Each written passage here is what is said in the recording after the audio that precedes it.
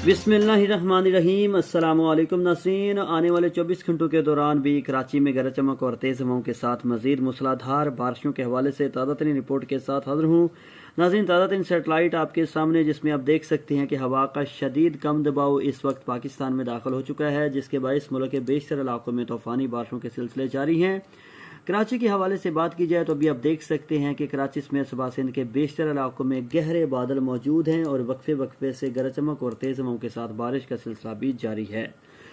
आने वाले चंद घंटों के दौरान आज रात कराची में गरज चमक और तेज़ हवाओं के साथ मजीद मूसलाधार बारिश का इम्कान, जबकि बुध 18 अगस्त दिन के दौरान भी कराची में गरज चमक और तेज़ हवाओं के साथ मजीद मूसलाधार बारिशों के इम्कानात हैं। बारिश की कुल मिकदार आने वाले 24 से 36 घंटों के दौरान 50 से 100 मिलीमीटर, जबकि बाज़ इलाकों में 100 मिलीमीटर से भी ज़्यादा हो सकती है।